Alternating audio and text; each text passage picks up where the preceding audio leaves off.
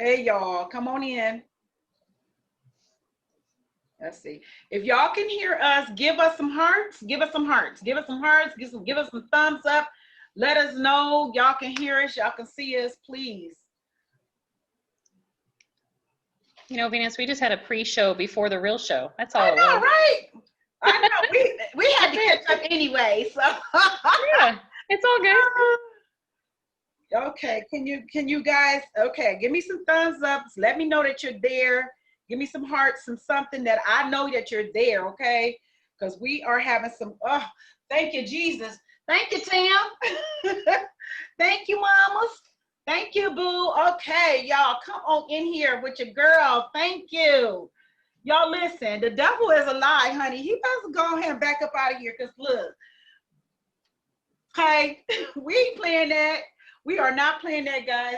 You guys, welcome to Coffee Chat. Welcome to Coffee Chat. Y'all know I love y'all. Y'all know I love seeing y'all. Y'all know I get so excited every time that I get on to talk to y'all with Coffee Chat with our subjects. And y'all listen, forgive me. Y'all know me. I'm usually on time, but child, this time it was just totally out of my hands, okay? So I want you guys to come on in here. Let me know that you're here. Click like, click share, say, hey, what's up to your girl? Let me know that you are here. Let me know that you're ready to hear what we got to say. Girl, I got something good for y'all tonight. And this is something all of us ladies need, especially during this season.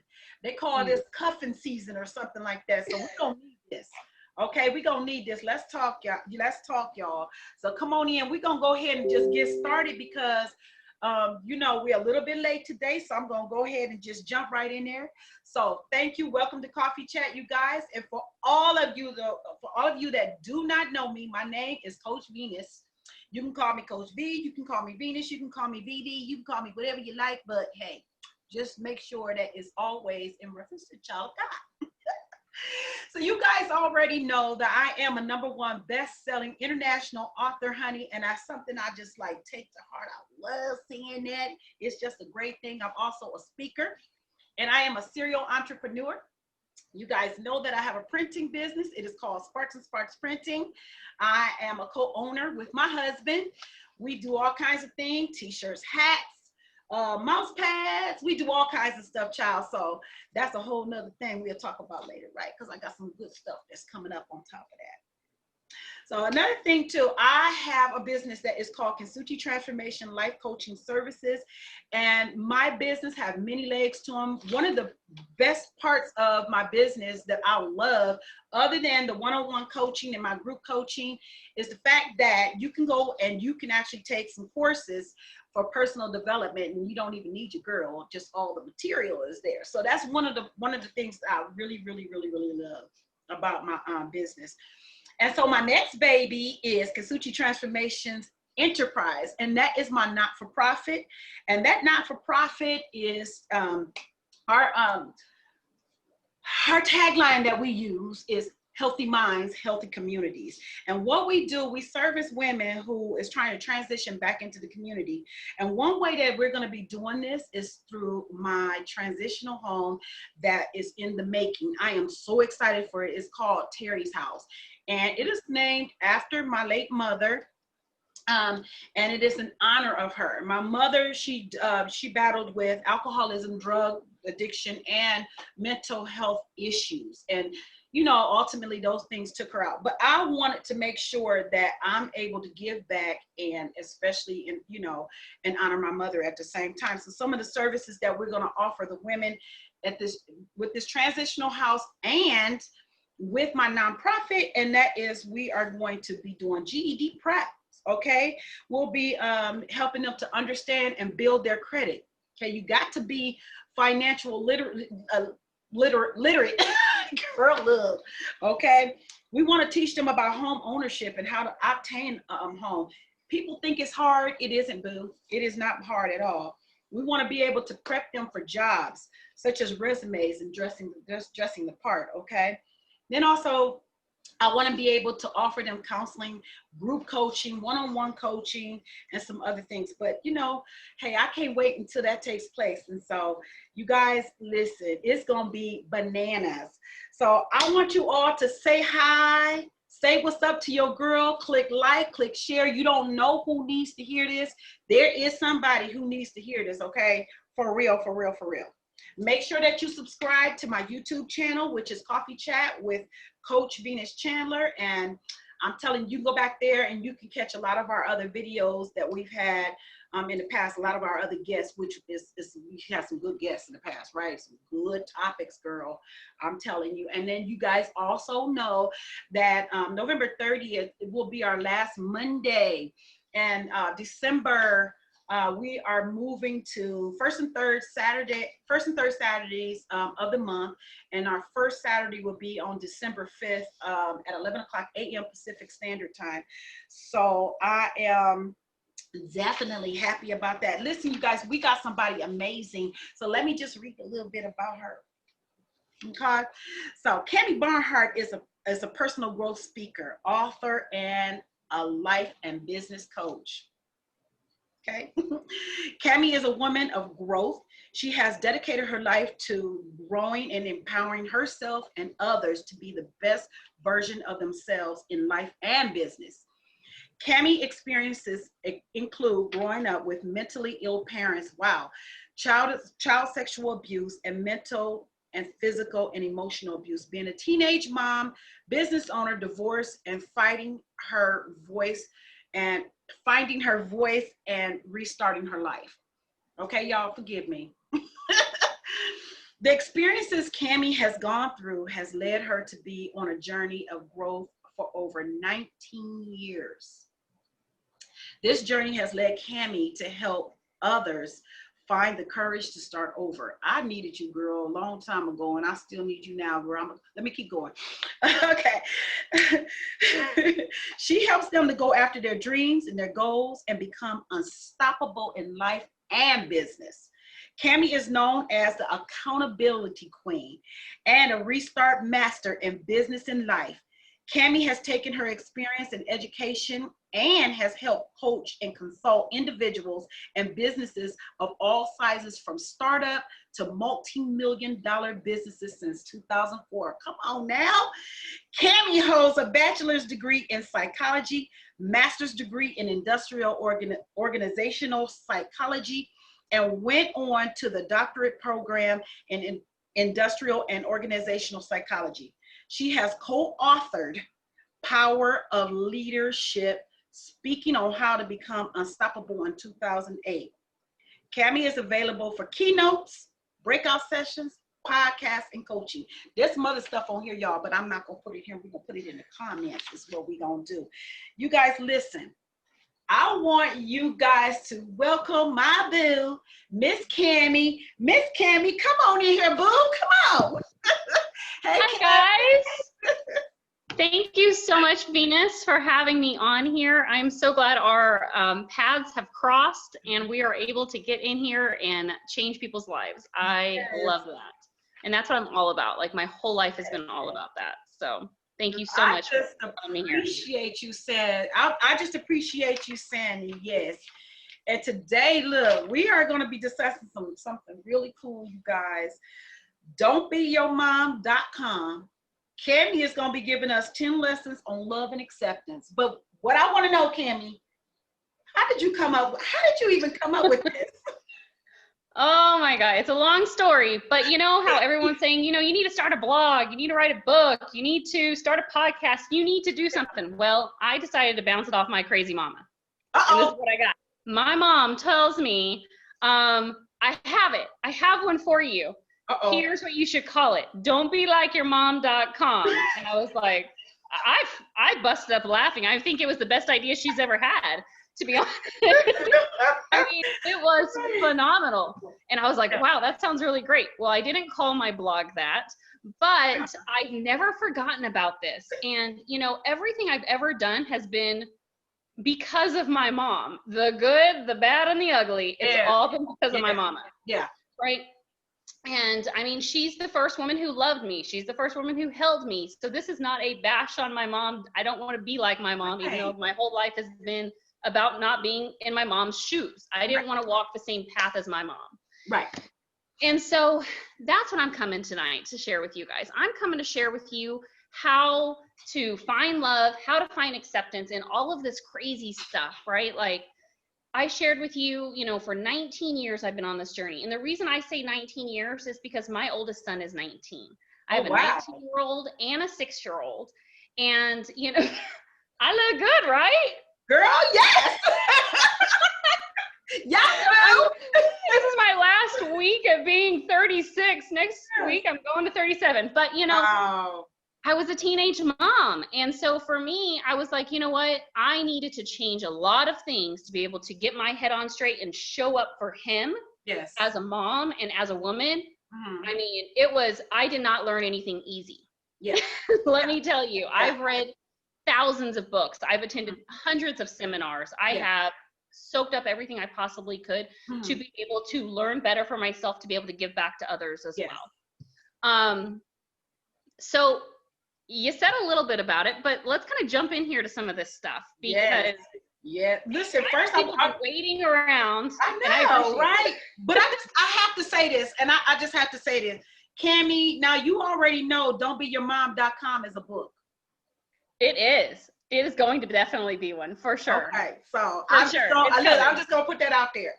It's coming. It's coming. The lessons I've learned. Oh my God. I'm getting that book. I'm getting that book.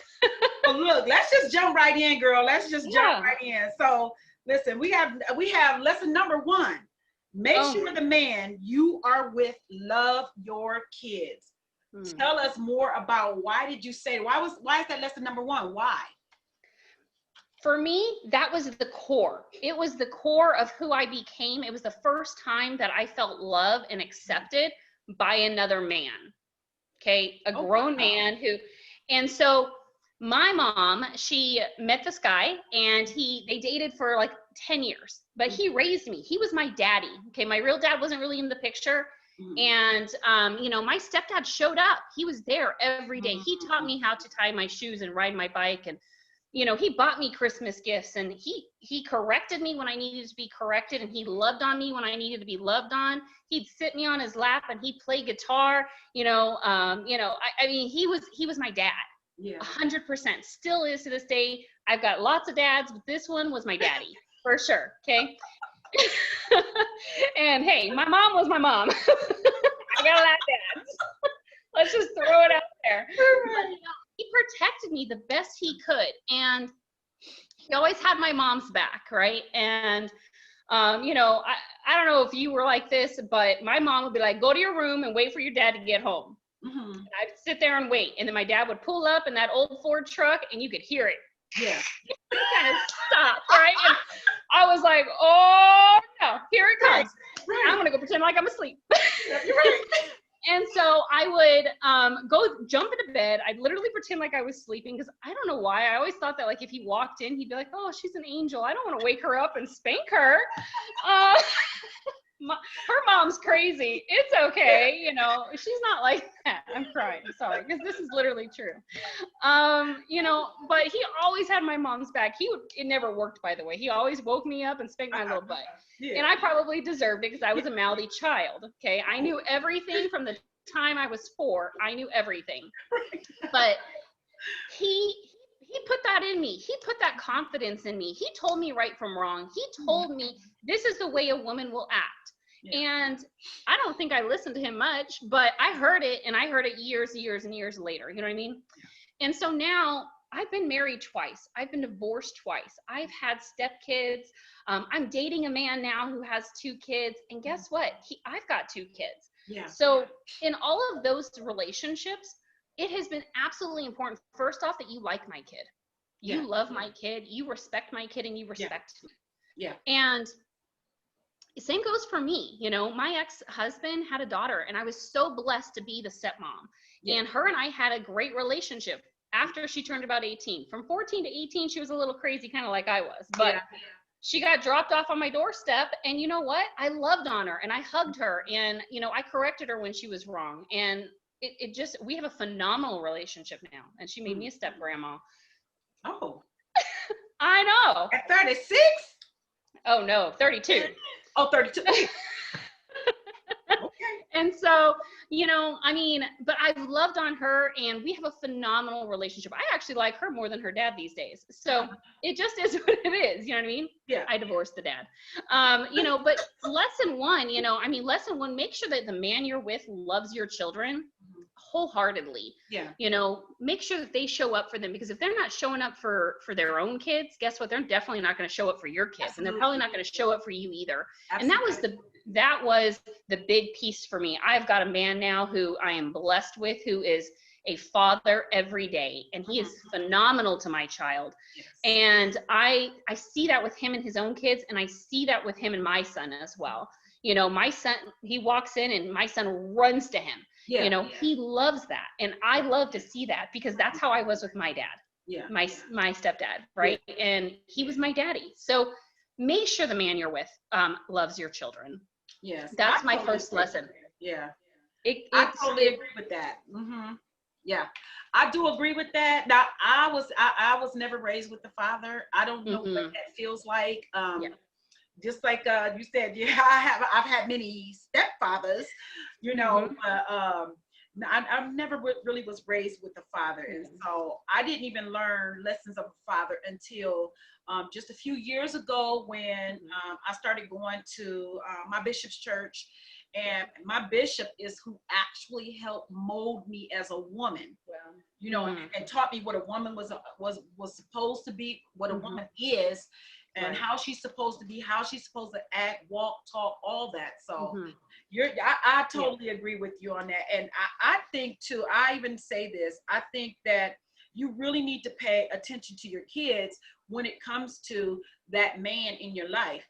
Absolutely. Kids, for some reason, they're very protective of us mothers, and most of the time, you know, they don't lie about their feelings in reference to that, guy. So yeah, I totally agree. So we have lesson number 2: the grass isn't always greener. Oh man, this is my mom's big life lesson. Okay. Oh, wow.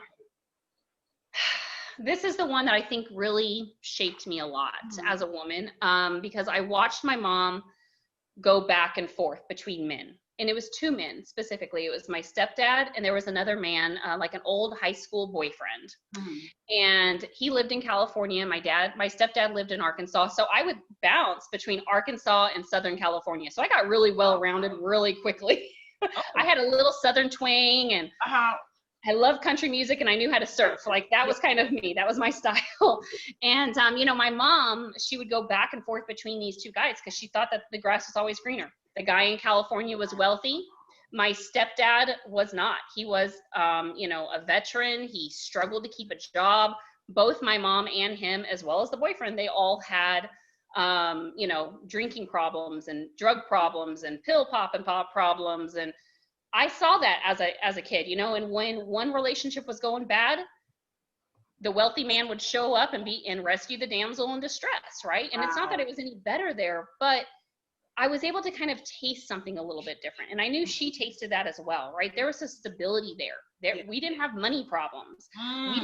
We didn't have, you know, we had clothes, we had food, we had nice collectibles that we were not allowed to touch in the house. I mean, it was a totally different lifestyle versus in Arkansas. We lived in a trailer with a hole in the 3rd bedroom, and you didn't even walk into that bedroom.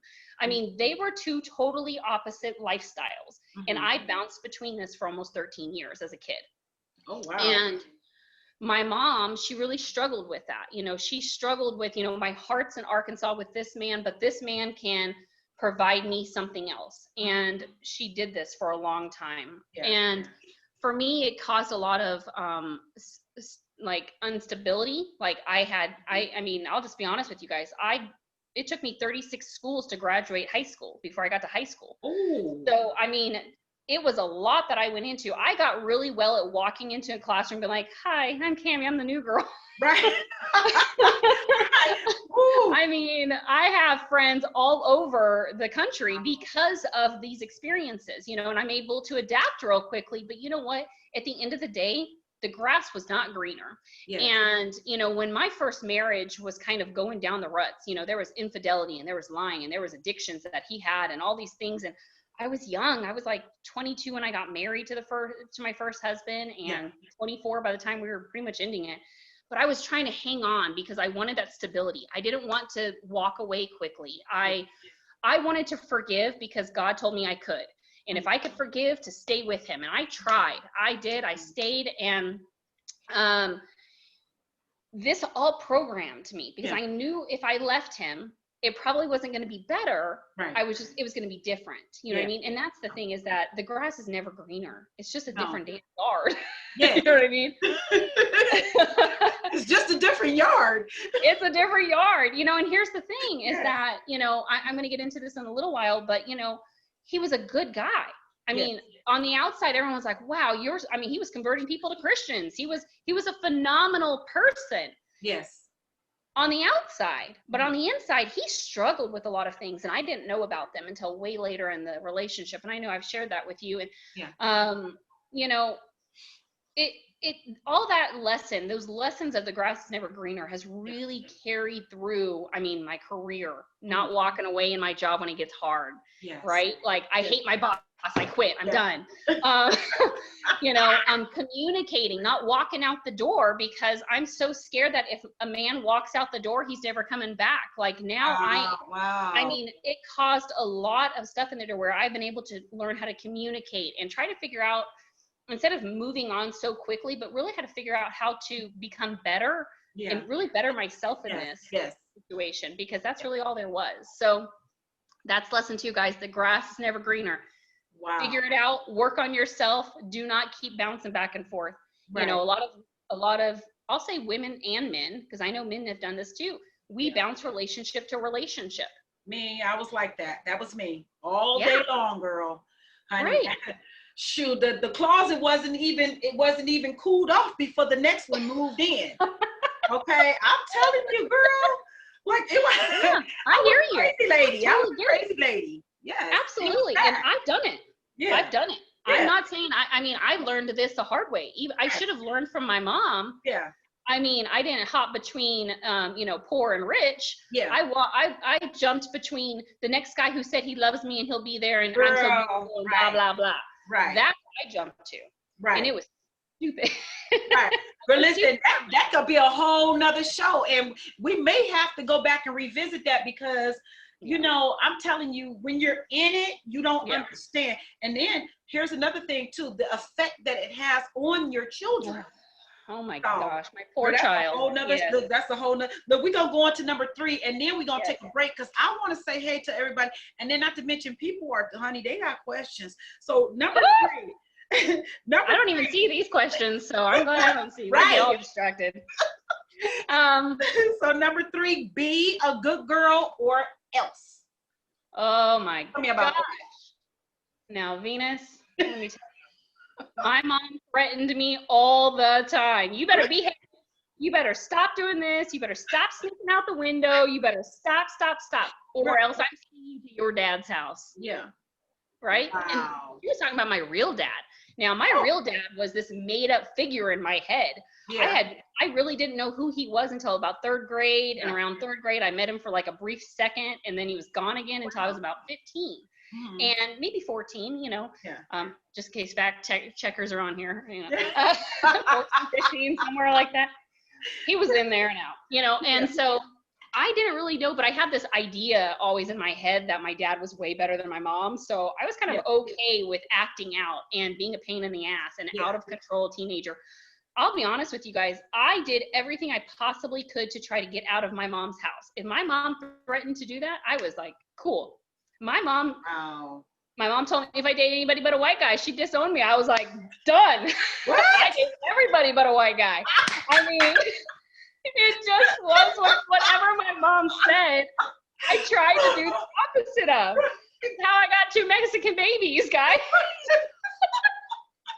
I mean, it just is what it is, right? But I was so out of control. I didn't care what my mom thought. I thought that I could do everything better, because at the end of the day, my mom, don't cry.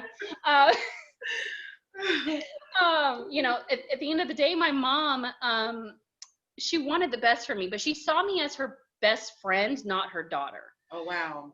And so that had a lot to do with it. You know, I didn't have respect. I wanted that cookie cutter, strict mom who cared about my grades, who told me I had to be home on curfew, who told me I couldn't date until this time. I mean, she was setting me up on dates. She was trying to be like, oh, go date this guy. I mean, we lived in Laguna Beach, you know, and she'd be like, oh, go get this guy, you know, he can take you to the Ritz-Carlton. He's good, you know, and so it's crazy to think about those things now. And it's not that she was a bad person. It's that she was like my best friend. She was trying to be my best friend. Right. And, you know, a lot of that had to, I lost kind of some respect for my mom as a parent. And so for me, I thought, you know, if I acted out in all these certain ways, like I could finally get kicked out and move to my dad's house. Right. My dad would have to show up and be a dad. And so it finally happened. A Saturday morning, I had Saturday school, and my mom was always like, you got to dress real cute. You got a curvy little body. You got to make sure you're showing it off, kind of doing that whole song and dance. And I was like, screw that. I'm wearing pajama pants. Well, those pajama pants, let me tell you, those pajama pants literally ripped us apart. I never went back to my mom's house at that age. Oh, wow. I called my dad and said, I'm done. My mom kicked me out. I'm packing up. I'm never coming back. And I moved to my dad's house because of pajama pants. That was the final straw.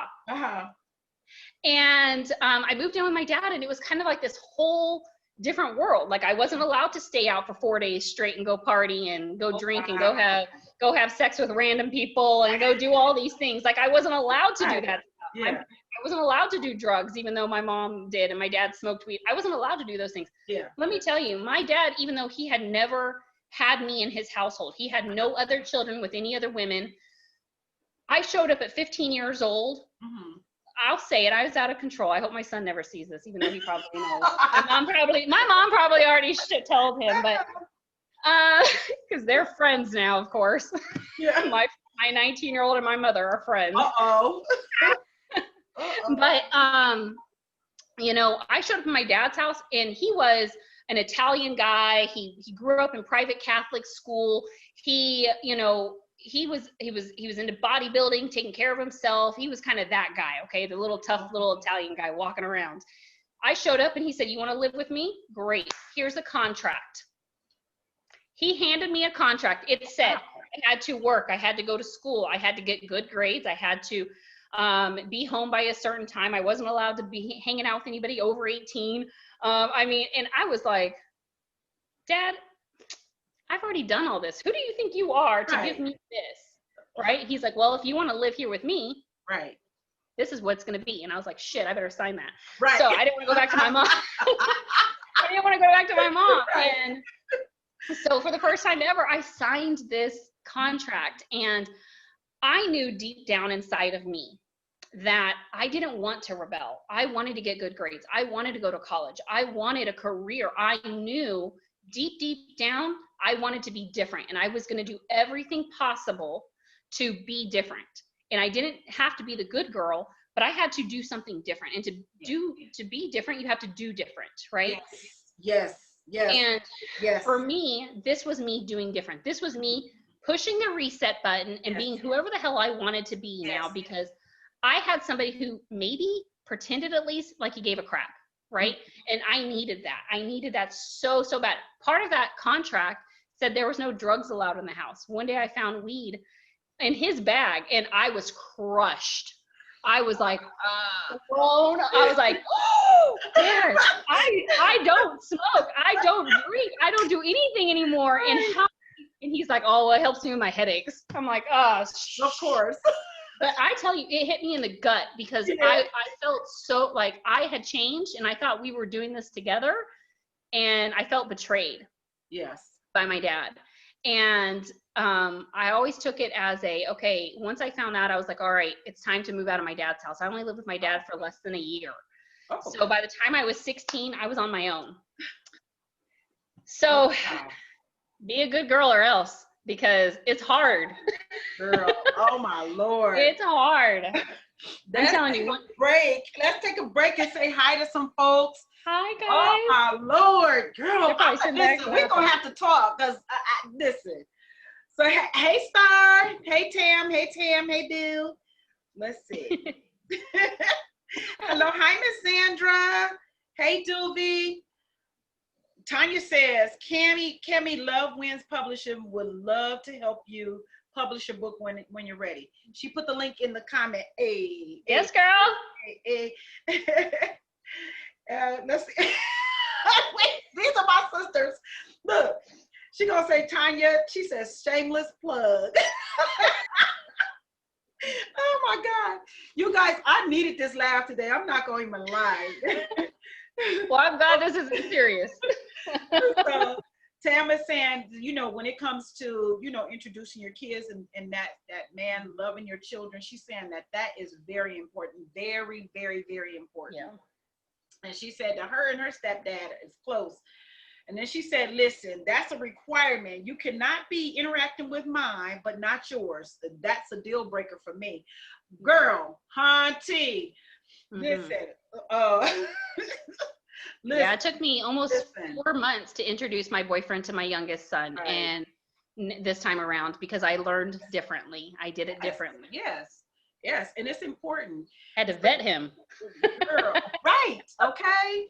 Date on purpose all day long. Mine are all grown. But even when I met my now husband, yeah, I was sort of kind of just learning about who I am, and I started doing a lot of personal development and you know, changing a lot and things like that. So it's a lot different now because I have an adult children. So if you guys listen, we're gonna keep it moving, honey. This is good, and we're gonna go ahead and jump to number 5 because she just got done talking about to be different. Yes. Have to do different. This is true. So I want you to go ahead, Cammy, and I want you to go move on into number 5 and move on down if you need to, boo. Talk to all right. Us. This ain't as fun. This ain't as fun though, guys. I'm taking my notes. All right. Lesson 5 is probably not as fun and as exciting. It's a little bit more serious. Yeah. You know, and that's okay, right? Like I've done 19 years on this journey now. So it's different. It's a different story than what it was when I was 18 years old with a baby on my hip. Let me tell you. Ooh, girl. It's a totally different story, totally different tone, different song, different world. But you know, lesson 5, guys, it's not love if it hurts. Okay. I met this guy and he was amazing. He looked like a Mexican Tom Cruise is what I thought. He was gorgeous. Honey. And he was gorgeous and he had a good career and he just adored me. And I could not, like, you get butterflies, like I could not stop smiling. I got sparkles in my eyes. Like my dad was like, you're crazy. And I'm like, I don't care what you think. I'm going to move in with him and I'm going to marry him and I'm going to have his babies and I'm going to do all this. I was 17. What? And I was headstrong, guys. Okay. I'm telling you, I didn't learn things the easy way. It was all the hard way. So I moved in with this man and, you know, we lived together and then, we got pregnant, we got engaged. You know, I was in high school at the time and he wanted me to quit going to school. Now that I was pregnant, he wanted me to quit working. I was working at some fried chicken place in Albuquerque. I know. And the funny thing is I was a vegetarian. At that time, yeah, I hated the meat. It was disgusting. I eat it now, but at this time, you know, I didn't do him. I got out of school. I dropped out of school. It was my junior year. I dropped out. I was pregnant. I had a lot of complications with my pregnancy, but before it even got complicated in the pregnancy, our relationship started getting complicated. He started controlling every aspect of what I wore, what I did, who I was with. I wasn't allowed, my mom was in California. My dad was like 2 or 3 blocks away from us. I didn't really talk to my dad anymore. I mean, really the only people that were in my bubble was his family. Like it was completely, it was a complete bubble of this. And, you know, everything changed. He went from being this Prince Charming to this controlling, it was a Lifetime movie character. Now, if anyone watches Lifetime, it was not the good like holiday movie. Okay. It was not that. He was a butcher. Okay. So you could imagine some of those conversations that would come out if I didn't do things the right way. Right. Wow. And, you know, it started out as an accident the first time he hit me. Mm-hmm. It started out as an accident. He didn't mean to. He was drinking. I said something wrong, right? That triggered him. He didn't mean to. The first hit, though, even though he claimed it was an accident, it became a cycle. You know, it was a cycle of him hitting or pushing or hitting the door or fighting an animal in our house, or I mean, it was constant. It all built up and built up and built up. And you know, and then he would suck up, right? He would have that suck up moment after he did it, and he would never do it again. And he loved me so much. And remember, I'm pregnant. And so I don't have a mom to really go to, and I don't have a dad to really go to. I mean, I'm pretty much on my own at this point. And, you know, he proposed to me, right? I'm going to be different. I'm never going to do this again. You know, he'd take me to dinner. We'd have sex all of a sudden. Like, I mean, he tried everything he possibly could to make me forgive him and forget about what just happened. And, you know, I never wanted to leave him. Let me be very honest, because when you're in this cycle of being abused, you don't want to leave this person. You want to make that person happy. Oh, yeah. So they never hit you again. Yeah. Right? Yep. And I wanted him to change, and I wanted to help him change, and I wanted to be better, and I wanted to look prettier for him, and I would curl my hair in ringlets, and I'd put all the makeup on, and I would make sure that there was no cleavage or butt cheeks hanging out, because God forbid I would get my ass kicked if I did, right? And once my son came, it was different. He was 2 months premature. He was a 4-pound baby, and I'm getting nervous now because I'm like, oh, this is the part, you know, he could have hit me, but when he was hitting me in the same room with my baby, that was a whole different story. And I had to get to the point where I had to figure out how the heck I was going to do it, because I'll be honest with you, I didn't know how to walk away from him, because I was scared of my life. Wow. I didn't know how I was going to get out the door. You know, it started with a smack, right? A slap. It started with a grab. It started with a push. It started with all these things.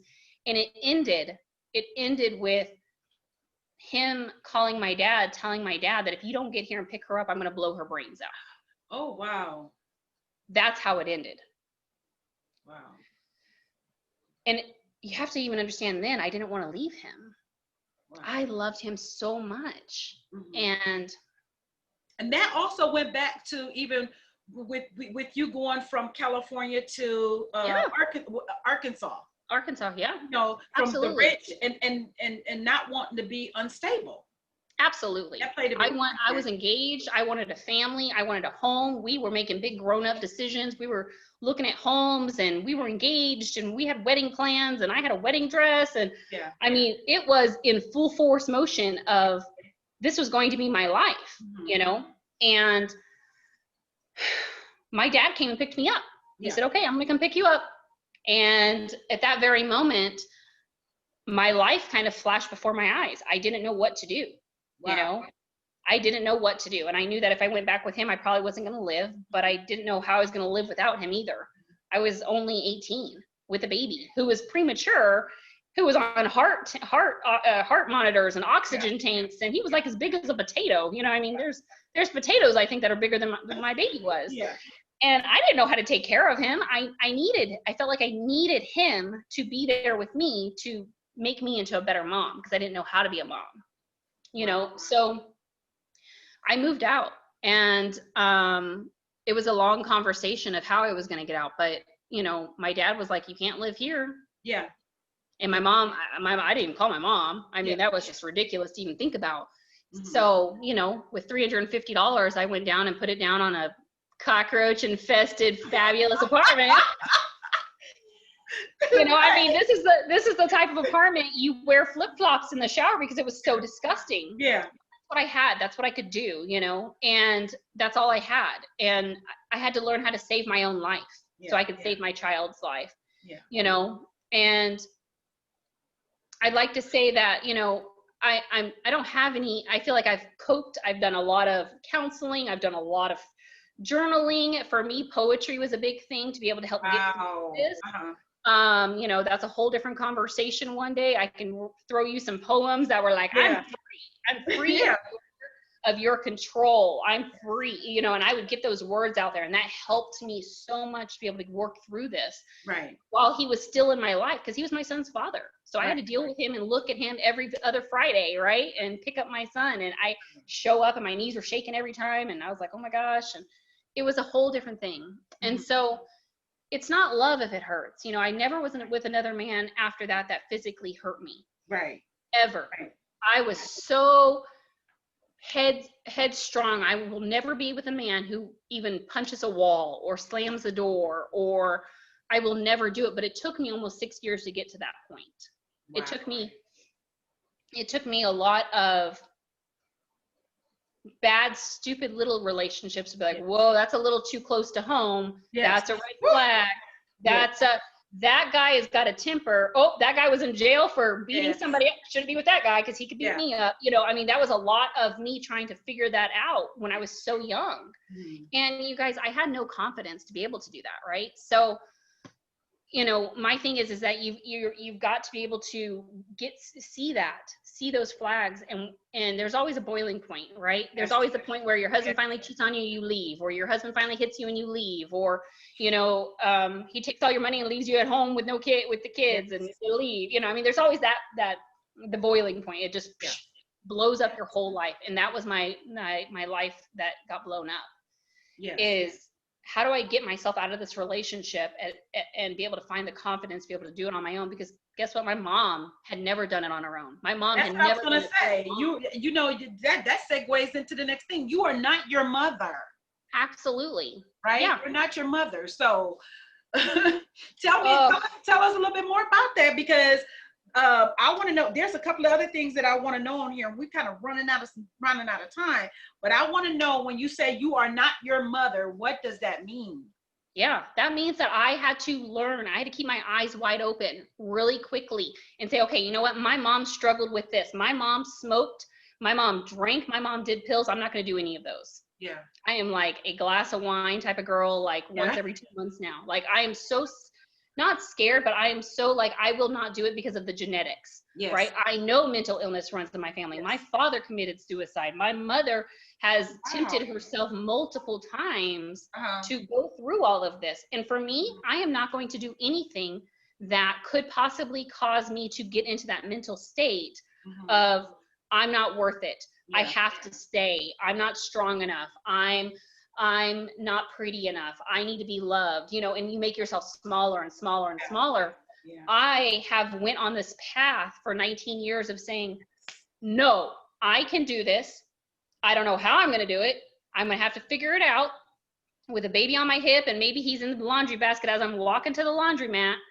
But I figured it out, and I went on this whole thing. And that's how this whole don't be like your mom.com showed up, because my mom was like, you've never wanted to be like me. You've done everything possible not to be like, you went and put your head down in books instead of going out and figuring it out and finding a rich man. You went and put your head down in books and got degrees. And she's like, nobody in my house has ever gotten a degree. They didn't even graduate high school. They got a GED, you know, and I'm not saying it's a bad thing. It's just, I did completely everything opposite. I was like, nope, it's the hard way, but I'm going to do it this way. Like I went to pregnant school. It was time for you to fly, honey. It was time for you to fly. I was like, hey, I'm going to, you know, figure it out along the way. So that's definitely the way to go. You know, I had to, if we move into lesson 7 here, it was time for me to fly. It was time for me to figure out who I wanted to be, because before I met that man who laid a hand on me, I had big dreams. I had big dreams of getting a college degree and being a career woman and having it all together before I had kids into that situation, because I never wanted to have my kids struggle like I struggled and go back and forth and have to buy clothes at garage sales and things like that for school. Like I never wanted to put them through that stuff. So for me, it was, you know what, I need to do differently. You be different, you got to do different. And I really honed into that. And my favorite affirmation is, I will do today what others won't, so I can live tomorrow like others can't. And I would say that to myself over and over and over and over. It's hard today, it's going to be better tomorrow. It's hard today, it's going to be better tomorrow, right? Yes. And don't give up, you know? For me, it was after I graduated high school. I mean, I graduated a year later, whatever. who nobody knows anyone, nobody cares. Like, Right. they never even looked at my high school diploma, and I'm pissed off still about that, because now they told me if I got a high school diploma, my whole world would change. No, it didn't. No, it didn't. I hope my son's not watching, but for me, it was okay, great. I got out of school. I went into college 2 days later. I started working on a liberal arts degree. Yeah. But even that wasn't really changing me. What changed me was when I started my first business at 19 years old. I started a little makeup, perfume business where I was surrounding myself with other women entrepreneurs who were trying to figure it out as well and make extra money. For me, I started for an extra $50 a week. That's all I needed. Wow. I needed diapers and milk and gas money. Like, that's what I started for, but really what I got out of it was these Tuesday meetings where I would sit in a room full of other people who were trying to do the same thing. And they were all women. And I had no women role models in my life that were strong and trying to make something of themselves and were like cheering other women on. Like, I had never been in that situation. I had always been in the situation of women are victims. And this was a big turning point for me. And that sitting in those Tuesday meetings completely launched my life. Wow. Like full force launched me. I was like, okay. I mean, I was still dealing with the baby daddy issue. I definitely was, but I was starting to be different. I started to show up the way I wanted to show up and not care how he thought. I would wear the booty shorts if I wanted to wear the booty shorts, not for him, but for me, because I wanted to. And I knew that, like, I wasn't scared of him hitting me anymore. Like, I didn't care. I was like, you know what? I just stopped caring about what he thought, and I started doing what I wanted to do and what was important for me to do myself as a sexy woman, as a mom, as, a young lady. I mean, I didn't know if I was going to like sex again, because it just was what it was. Like, I had to figure out who I was, and I needed to feel confident about it. Right. And that's what did it for me. It was surrounding myself with other women who were moving in the same direction. And that's what it's about. That's definitely what it's about. And that's I know that's something I had to do for myself, so I get that. But let me ask you this. Okay, these last 3 bullets, is there any way you can sort of kind of sum it up in a couple minutes? Because we want all I want all the juicy details. So can you sum it up in a couple minutes so that we can get all of it? Yeah. So keep going. I got into business very early on. I got some college degrees along the way. I ran up the corporate ladder in a few companies. I started working with small businesses. I started doing all these different things. I had 2 marriages. I had 2 divorces. I had one husband who completely supported me in everything I did. And I had another husband who didn't support me at all. He'd be okay with me going to work at McDonald's, because he did not want a woman who was on that path. Wow. And for me, I had to keep going. I had to figure out me, and I pushed a lot of stuff away for a while. And then once I started to unravel it and kind of unpack it, they were gone, right? The divorces ended. I was on my own. But more importantly than that, it's been this journey that I've been on for the last, I'd say, probably 3 years now, since around 2017. When that last marriage finally ended, I mean, this was to a man who did not want to work. He did not want to help out around the house. He did not want to be that man. I was the breadwinner in this home, and I worked 80, 90 hours, and all of that was kind of piled on me, and all that stress. It took a nervous breakdown for me to sit back, unplug from work, 90 hours a week, going for 8 years. I mean, I had to really unplug and take care of myself. I mean, I had been dealing with a broken tailbone for more than 10 years, and I had never gotten taken care of, because I never took care of me. Wow. I took care of everybody else. I took care of my teams at work. I took care of my boss. I made him look good. I took care of my husband. I did everything he wanted to make happy. I took care of that teenager who had a mouthy mouth at that point, who's 14 and didn't like my husband, right? That's important.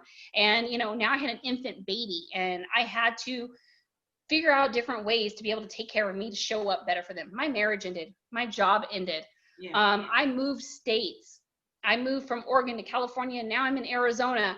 I mean, I literally moved to be able to get to where I am now, to where I can sit here and be like, you know what?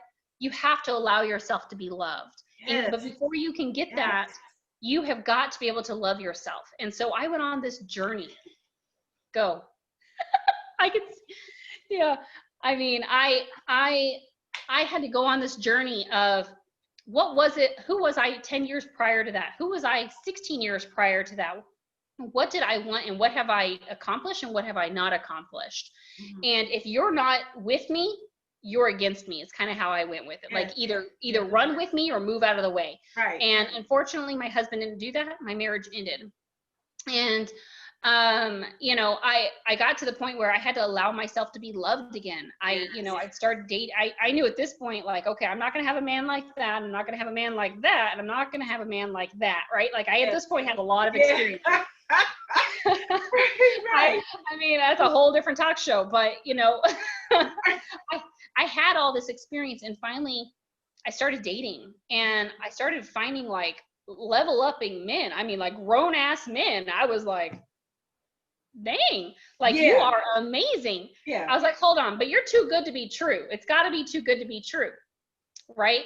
And for me, I had to allow myself. I mean, it's been a year and a half now, a little over a year and a half. I've been in a relationship with my boyfriend now, where everything he said he was, he actually was. That was a big one. Wow.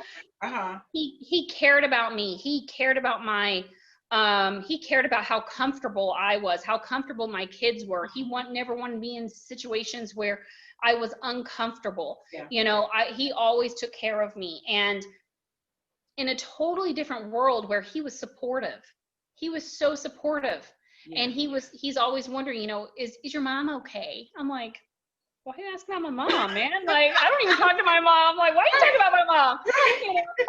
But he cared so much. Yeah. And so I had to take a step back because I had never been loved like that. I had never been cared for like that. I had never allowed myself to get there because my first husband provided for me. My second husband, I was like, oh no, I got everything. I'm going to control everything because I'm not going to let you control anything. And if I want to leave, I'm going to be able to leave. Oh, and never am I going to be able to get in that situation again.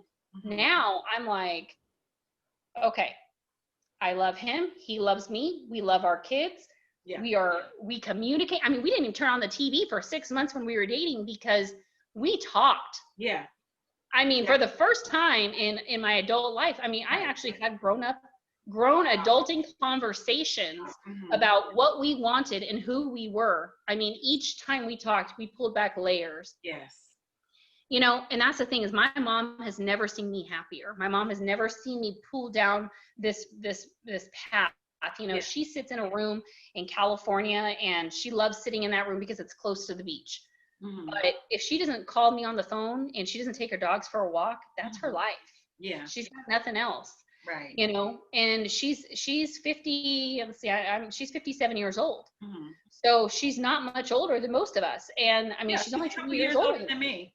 Yeah. I mean, you know, and I'm like, Mom, you are too old to be dying in your bed today.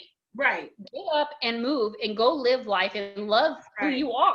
That's right. You know, and so I'll just kind of wrap up here. I mean, my mom has taught me so much about what I don't want. Yes. You know, and and she wishes now, of course, that, you know, she did things differently, right? But I'm like, look, if you did things differently, who knows what I would be like? Like, I don't know because I did everything possible not to be like my mom. Yeah. Period. Yes. So that's because you're not your mom. Absolutely. Not your mom, okay? Not my mom. Listen, Cammie, oh my God, thank you. I just want to say first of all, thank you for just hanging in there through all the technical difficulties from the jump. Like, come on, you know, and I just want to thank you for even coming on the show because, you know, it's so important that women educate other women, especially when we finally get it. Yeah. You know, that's my mission. That's my goal. Even Kinsuchi's, you know, mission and vision is healthy minds, healthy communities. Yes. You know, we got to come together. We have to start teaching one another. We really do. We got to start uplifting one another. We got to start patting each other on the back, you know, and saying, hey, girl, you did a great job. Give each other roses. Like the other day, I shouted out somebody only because I felt it in my spirit and said, girl, you are just wonderful. I mean, because that's what I felt about that person. So I just want to appreciate the fact that you said yes to come on the show. Cammie, tell us what's next. What's to come, boo? Ooh, I'm excited because 2020 has changed everybody, right? But it doesn't matter.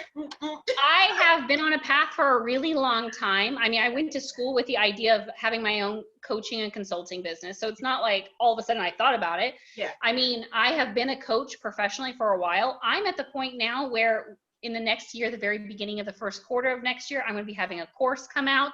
It's all going to be on mindset, behaviors, habits, eliminating stress. Yes. And then from there, we're going to transition into either one-on-one coaching, or we're going to be transitioning into business coaching as well. So I'm a business coach. I'm a life coach. I do a lot of speaking on the nitty-gritty of life and trying to figure it out. Yes. And you're going to start seeing me be more visible everywhere, because please. I did it for everybody else. Yes.